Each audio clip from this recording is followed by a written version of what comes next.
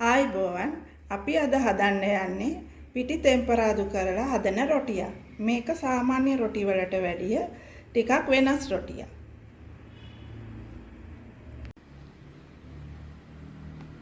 දැන් අපි බලමු මේ රොටිය කොහොමද හදන්නේ කියලා. ඒකට අවශ්‍ය ද්‍රව්‍ය. පාන් පිටි 500යි. ලුණු පොඩියට කපාගත්ත ලුණු, කපාගත්ත අවු මිරිස්, ඊනට කපාගත්ත කරපිංචා. පොල් බෑයක පමණ, පොල් ගාගත්ත පොල් බෑයක් පමණ. වතුර වීදුරුවක්. දැන් බලමු කොහොමද හදන්නේ කියලා.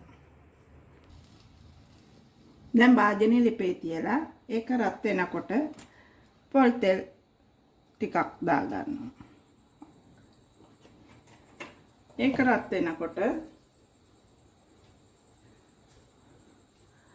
කපාගත්ත ලුණු, කපාගත්ත අමු මිරිස්, ඊනෙට කපාගත්ත කරපිංචා.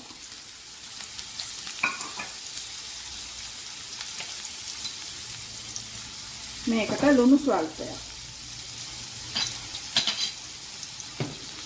දාලා හොඳට කලනවා.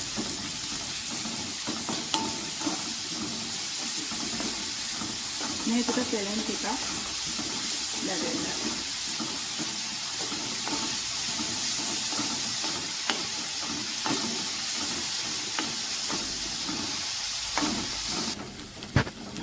දැන් මේක තෙලෙන් ටිකක් දැදිලා තියෙන්නේ. දැන් මේකට වතුර කෝප්පයක් වගේ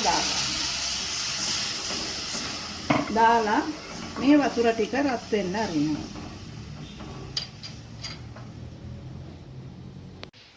දැන් මේ වතුර උතුරනකොට තව ටිකක් ලුණු අවශ්‍ය ප්‍රමාණය දාලා ලුණු ඇතිද කියලා බලා ගන්න. ඊට පස්සේ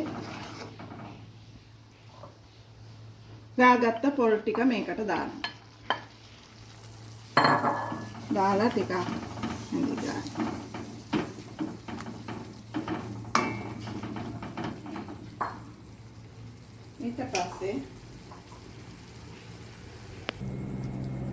ඊට පස්සේ මේක ටිකක් රත් වෙනකොට පිටි පොඩ මේකට එකතු කරලා හැඳි ගන්න.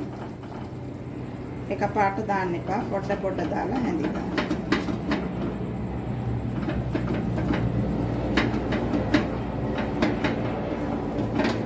පිටියක හොඳට කුරු. දැන් මේ පිටියක හොඳට කුරු ගා ගන්න. මේ විදිහට.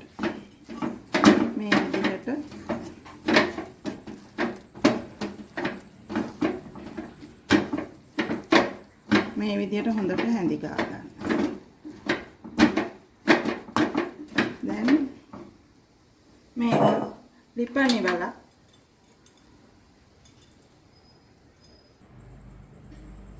දැන් මේ පිටි මිශ්‍රණය වෙන භාජනයකට මාරු කරගන්න. මාරු කරලා පොඩ්ඩක් නිවෙන්නට අරින්න. දැන් මේ පිටි ටික නිවිලා තියෙන්නේ මද රස්නෙන් තියෙන්නේ. මතක තියාගන්න. පිටි මැනගත්ත භාජනයේටම වතුර එකක් තමයි ප්‍රමාණය මේකට දාන්නේ.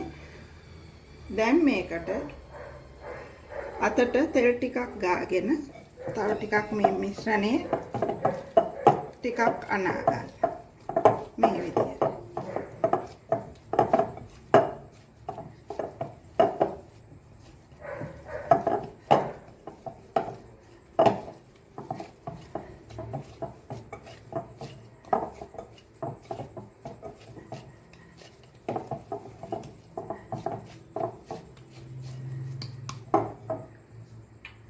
දැන් ලෑල්ලකට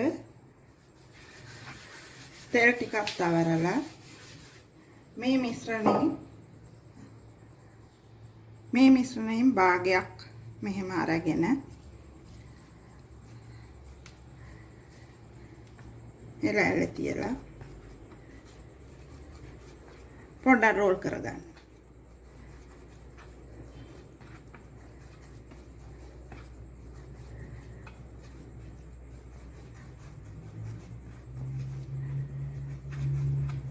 මේ විදිහට.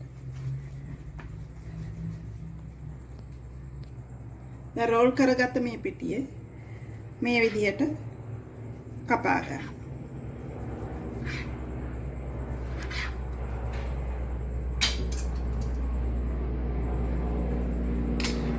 දැන්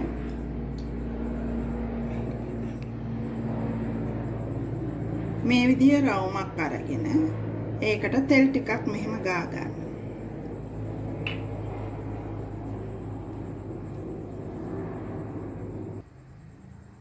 දැන් මේ රවුමට අපි කපාගත්ත රොටියෙන් එකක් තියලා මේ විදිහට තද කරගන්න. රොටි ෂේප් එකට රවුමට මේ විදිහට මේ විදිහ රොටිය. දැන් මේක මේ විදිහට තියන්න. ආයෙත් තෙල් ටිකක් තවරගෙන මේ රවුම තියලා තව පිටි මේ විදිහට තියලා කපාපු පිටි එක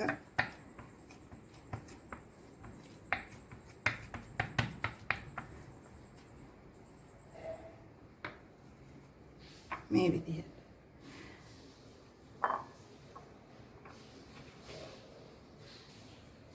මේ විදිහට ඉතුරු ඔක්කොම රොටි ටික මේ විදිහට හදාගන්න. දැන් රොටි ගල ලිපේ තියලා රත් වුණාට පස්සේ තෙල් ටිකක් මෙහෙම ගා ගන්න.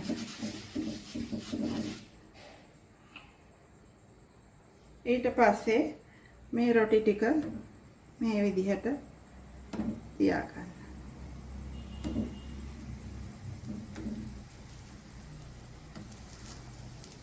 දැන් මේක ටිකක් වෙලා පිච්චෙන්න ආරයි.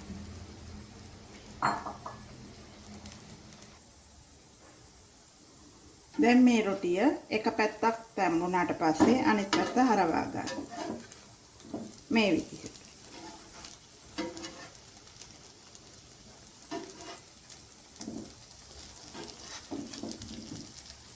අනිත් පැත්තත් හොඳට තැම්බෙන්නට හරින්න.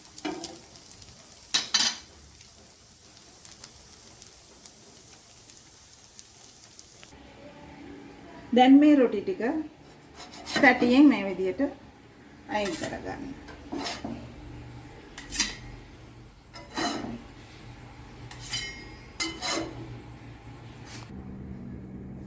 මේ රොටිය ලුණු මිරිසක් එක්ක කෑවහම තවත් රස වැඩි වෙනවා.